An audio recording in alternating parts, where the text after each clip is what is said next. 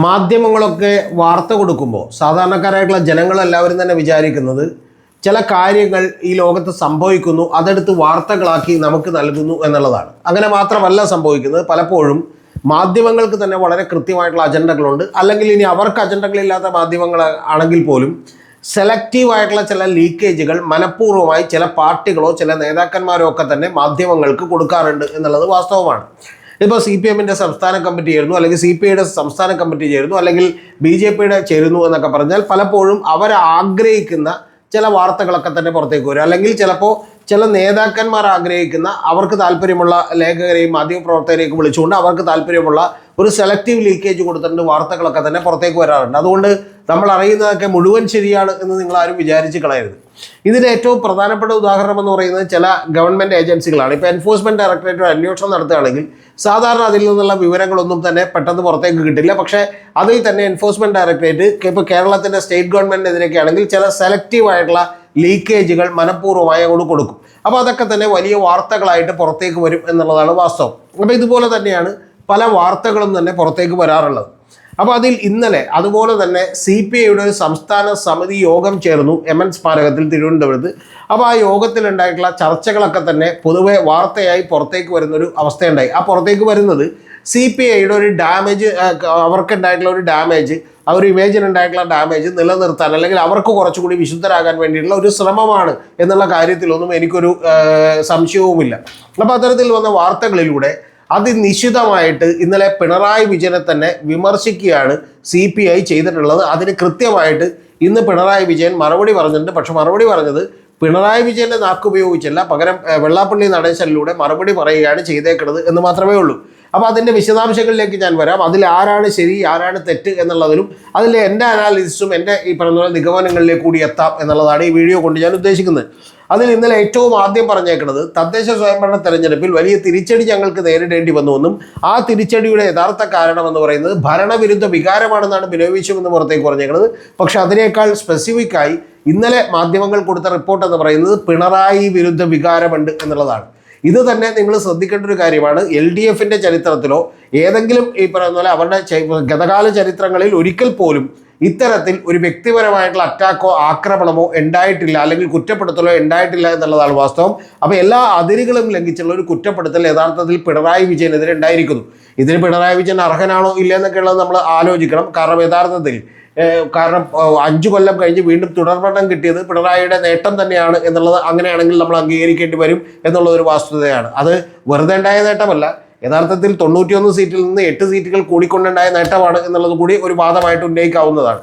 അപ്പോൾ അത്തരത്തിലുള്ള ഒരു വലിയ വിമർശനമുണ്ടായി. ഈ വിമർശനത്തിൻ്റെ പരിധി വിട്ടിട്ട് വീണ്ടും അടുത്തൊരു പരിധി കൂടി വിട്ടു. കാരണം പിണറായി വിജയൻ എന്ന് പറയുന്നത് യഥാർത്ഥത്തിൽ പാർട്ടിക്ക് അതീതനാണെന്നും CPM-ന് പോലും ഇതിൽ കൺട്രോൾ ഇല്ലെന്നും അതുകൊണ്ട് CPI ഇതിനെ കൺട്രോൾ ചെയ്യാൻ ശ്രമിക്കണം എന്ന് പറയുന്ന അഭിപ്രായവും ഒക്കെ പുറത്തേക്ക് വന്നു എന്നുള്ളത്.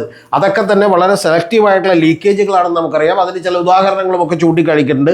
PM ശ്രീയുടെ ഉദാഹരണം, അതുപോലെ 2 വൈസ് ചാൻസലർമാരെ ഇപ്പോൾ ഏറ്റവും ഒടുവിൽ ഈ പറയുന്ന ടെക്നിക്കൽ യൂണിവേഴ്സിറ്റി വൈസ് ചാൻസലർ അടക്കം 2 പേരെ നിയമിക്കുന്നതിൽ ഒരാളെ മുഖ്യമന്ത്രിയും ഒരാളെ ഗവർണറും തീരുമാനിക്കുന്നു എന്നുള്ള ലെവലിലേക്ക് സിസ തോമസിനെയൊക്കെ നിശ്ചയിച്ചതും അറിയാം. അപ്പോൾ ഇത്തരത്തിലുള്ള നിരവധി കാര്യങ്ങളിൽ ചില നീക്കങ്ങൾ നടത്തുന്നത് പിണറായി ഒറ്റക്കാണെന്നും ഇത് പിണറായിയുടെ ഒരു വൺ മാൻ ഷോ ആണ് എന്ന് പറയുന്ന കടുത്ത ആരോപണവുമൊക്കെ ഉന്നയിച്ചിരിക്കുന്നു. ഇത് സാധാരണ ഇടതുപക്ഷത്ത് നിന്ന് ഒരു മുഖ്യമന്ത്രിക്കും തന്നെ നേരിടേണ്ടി വരാത്ത വിമർശനങ്ങളാണ് എന്നുള്ളത് വാസ്തവമാണ്.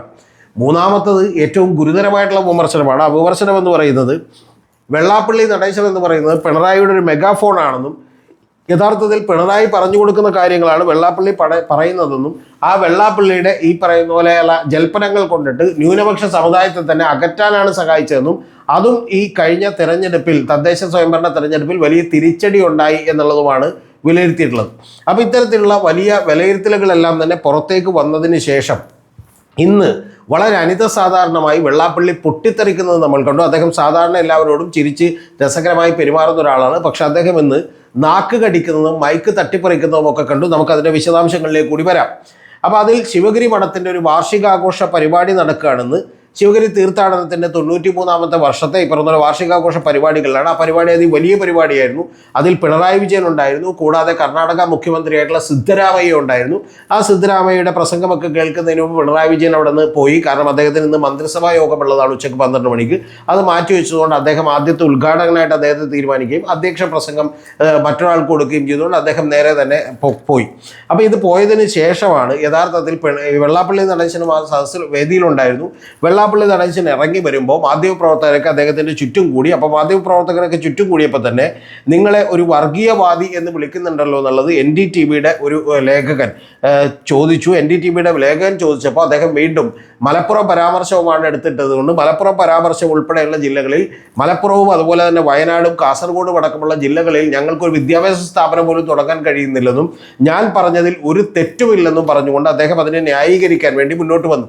ആ ന്യായീകരിക്കാൻ വേണ്ടി മുന്നോട്ട് വന്നപ്പോൾ സുഹൃത്തായിട്ടുള്ള റാഹിസ് റഷീദ്, അത് നമുക്കറിയാലോ, റിപ്പോർട്ടറിൻ്റെ ലേഖകനാണ്. അപ്പോൾ അത് റാഹിസ് റഷീദ് അവിടെ നിങ്ങൾക്ക് സ്ഥലമുണ്ടോ എന്നൊരു ചോദ്യം ചോദിച്ചു. അപ്പോൾ സ്ഥലമുണ്ട് എന്ന് പറഞ്ഞു. ഉടനെ തന്നെ റാഹിസ് റഷീദ് വളരെ അടുത്തൊരു ചോദ്യം കൂടി ചോദിച്ചു. അങ്ങനെയാണെങ്കിൽ നിങ്ങൾക്ക് എന്താണ് പ്രശ്നമെന്ന് ചോദിച്ചു. അപ്പോൾ അനുമതി കിട്ടിയിട്ടില്ല എന്ന് പറഞ്ഞു. അപ്പോൾ 9 കൊല്ലമായി ഭരിക്കുന്നത് പിണറായി വിജയൻ സർക്കാരല്ലേ, അനുമതി നൽകേണ്ടത് പിണറായി സർക്കാരല്ലേ എന്ന് പറയുന്നൊരു ചോദ്യമാണ് റാഹിസ് റഷീദ് ചോദിച്ചത്. ഉടനെ തന്നെ അദ്ദേഹം പറഞ്ഞു വന്നത് ഇപ്പോഴത്തെ ഗവൺമെൻറ് എന്നുള്ളതല്ല എന്ന് പറഞ്ഞു വന്നതിന് ശേഷം അദ്ദേഹം യഥാർത്ഥത്തിൽ മാതൃഭൂമിയുടെ മൈക്ക് ഇവിടെ ഉണ്ട്, പക്ഷേ റിപ്പോർട്ടർ TVയുടെ മൈക്കുണ്ട്. പക്ഷേ മാതൃഭൂമിയുടെ മൈക്കിനെ തട്ടാതെ റിപ്പോർട്ടർ TVയുടെ മൈക്കിനിട്ടൊരു 3-4 തവണ തട്ടി മാറ്റുകയും കൂടാതെ നാക്ക് കടിച്ചുകൊണ്ട് നീയൊക്കെ കുറേ നാളായി ഇത് തുടങ്ങിയിട്ട് എന്ന് പറഞ്ഞുകൊണ്ട് റിപ്പോർട്ടറിന് കുറേ കാലമായി ഈ പരിപാടി തുടങ്ങിയിട്ട് എന്ന് പറഞ്ഞുകൊണ്ട് അദ്ദേഹം വളരെ ക്ഷുഭിതനാവുകയും സാധാരണ ഒരിക്കലും കണ്ടിട്ടില്ലാത്ത രീതിയിൽ അദ്ദേഹം മൈക്ക് തട്ടി മാറ്റുകയാണ് ചെയ്തത്. അപ്പോഴേക്കും അദ്ദേഹത്തിൻ്റെ സുരക്ഷാ ഉദ്യോഗസ്ഥരൊക്കെ വന്ന് അദ്ദേഹത്തെ പിടിച്ചു മാറ്റി കാറിൽ കയറ്റി കൊണ്ടുപോവുകയാണ് ചെയ്തിട്ടുള്ളത്. അതിന് മുമ്പ് തന്നെ അദ്ദേഹം സംസാരിക്കുമ്പോൾ അദ്ദേഹം വളരെ കൃത്യമായി പറഞ്ഞൊരു കാര്യം, CPI എന്ന് പറയുന്ന പാർട്ടിയെക്കുറിച്ച് അദ്ദേഹം സൂചിപ്പിച്ചത് ചതിയൻ ചന്തുവാണ് പാർട്ടി എന്നാണ്. എന്ന് പറഞ്ഞാൽ യൂട്യൂബ് ബ്രൂട്ടസ് എന്ന് പറയേണ്ടി വരും CPIയെ കുറിച്ചെന്നാണ്. എന്ന് പറഞ്ഞാൽ വീട് കിടക്കുമ്പോൾ ചവിട്ടാൻ നീയും കൂടി വരുന്നോടാ എന്നുള്ള ചോദ്യമാണ് യഥാർത്ഥത്തിൽ വെള്ളാപ്പള്ളി ചോദിച്ചിട്ടുള്ളത്. യൂട്യൂബ് ബ്രൂട്ടസ് എന്ന് പറയുന്ന പ്രസക്തമായ ചോദ്യം എല്ലാവർക്കും അറിയാവുന്നതാണെന്ന് ഞാൻ വിചാരിക്കുന്നു. അപ്പോൾ അതിനുശേഷം അദ്ദേഹം പറഞ്ഞത് ഇത്രയും നാളും, അതായത് അദ്ദേഹം നേരത്തെ ഞാൻ പറഞ്ഞ വാചകമാണ് പറഞ്ഞത്, ഇത്രയും കാലം തുടർഭരണം കിട്ടി 10 കൊല്ലം ഭരണത്തിലിരിക്കാൻ കഴിഞ്ഞത് പിണറായിയുടെ മികവ് കൊണ്ടല്ലേ. അപ്പോൾ സുഖങ്ങളും അതുപോലെ സൗകര്യങ്ങളും ഒക്കെ കിട്ടുമ്പോൾ അതെല്ലാം തന്നെ ആസ്വദിക്കുകയും എപ്പോഴെങ്കിലും ഒരു പാളിച്ച ഉണ്ടായിട്ടുണ്ടെങ്കിൽ അത് കൂടെ നിന്ന് ചതിക്കുകയും കുറ്റപ്പെടുത്തുകയും ചെയ്യുന്ന ഒരു പാർട്ടിയാണ് CPI എന്ന് പറഞ്ഞു വെക്കുകയാണ് അദ്ദേഹം ചെയ്തിട്ടുള്ളത്.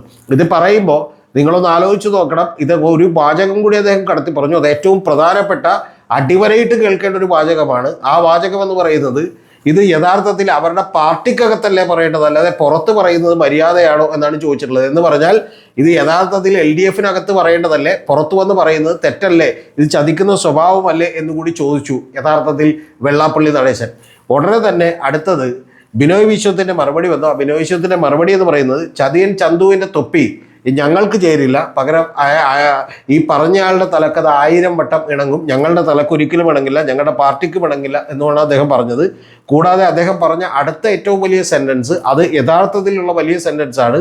വെള്ളാപ്പള്ളി അല്ല LDF, അല്ലെങ്കിൽ വെള്ളാപ്പള്ളി ആകാൻ പാടില്ല LDF എന്നാണ് യഥാർത്ഥത്തിൽ ഈ പറയുന്ന ബിനോയ് വിശ്വം പറഞ്ഞത്. എന്ന് പറഞ്ഞാൽ വളരെ ഗുരുതരമായിട്ടുള്ള 2 സെൻറ്റൻസുകൾ. ഒന്ന്, LDFിൽ നിൽക്കുന്ന ഒരു ഘടകകക്ഷിയെക്കൊണ്ട് വെള്ളാപ്പള്ളി വലിയ തോതിലുള്ള വിമർശനം ഉന്നയിക്കുന്നു.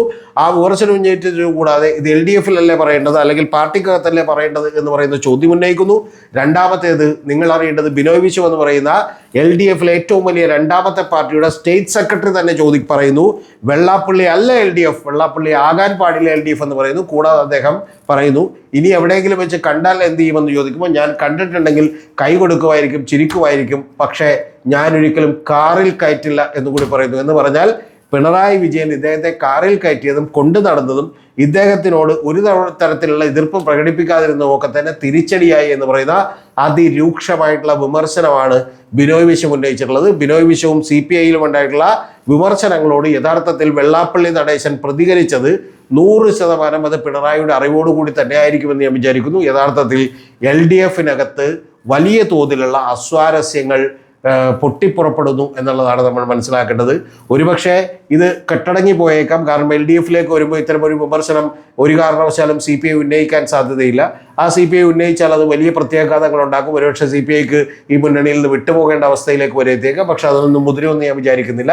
പക്ഷെ താൽക്കാലികമായെങ്കിലും ഈ തെരഞ്ഞെടുപ്പ് ഫലം, അതായത് ലോക്കൽ ബോഡി തെരഞ്ഞെടുപ്പിലെ വലിയ തിരിച്ചടി വലിയ തോതിൽ പ്രശ്നമായി മാറിയിരിക്കുന്നു. പക്ഷേ ഒരു കാര്യം കൂടി എനിക്ക് പറയാതെ വയ്യ. CPIയെ സംബന്ധിച്ചിടത്തോളം CPI എല്ലായ്പ്പോഴും ചെയ്യുന്നൊരു പണി കൂടിയാണിത്. കാരണം സ്വന്തം ഇമേജ് വളരെ കൃത്യമായി നിലനിർത്താൻ വേണ്ടി CPI പലപ്പോഴും ഇത്തരത്തിലുള്ള നിലപാടുകൾ എടുക്കുകയും അത് ഉറക്കെ പറയുകയും ചെയ്യാറുണ്ട്. പക്ഷെ അതിനപ്പുറത്തേക്കൊന്നും അവരൊരിക്കലും പോകാറില്ല. വളരെ അപൂർവമായി ഇപ്പോൾ PM-ശ്രീ പദ്ധതിയിലും അതുപോലെ തന്നെ നമുക്കറിയാം ഇതിനു മുമ്പ് 4 മന്ത്രിസഭാംഗങ്ങളെ മന്ത്രിസഭയിലേക്ക് വിടാതെയും ഒക്കെ അവർ ചില നിലപാടുകൾ എടുത്തിട്ടുണ്ട്. തോമസ് ചാണ്ടി രാജിവെക്കുന്ന കാര്യത്തിൽ നിന്ന് നമുക്കറിയാം.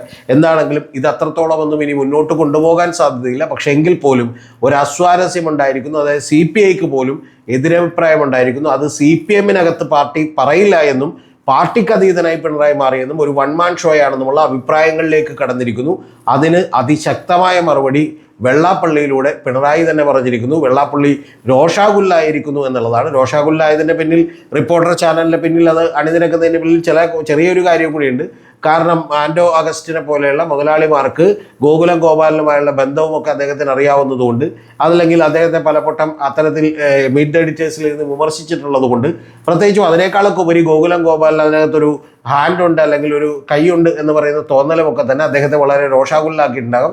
കാരണം SNDP പിടിച്ചെടുക്കാനോ അല്ലെങ്കിൽ SNDPക്കെതിരെ വെള്ളാപ്പള്ളിക്കെതിരെ ഫൈറ്റ് ചെയ്യാനോ ഒക്കെ തയ്യാറായിട്ടുള്ള ഒരാളാണ് ഗോകുലം ഗോപാലൻ. അപ്പോൾ അത്തരത്തിലുള്ള പ്രശ്നങ്ങളൊക്കെ ഇതിനകത്തുണ്ട്.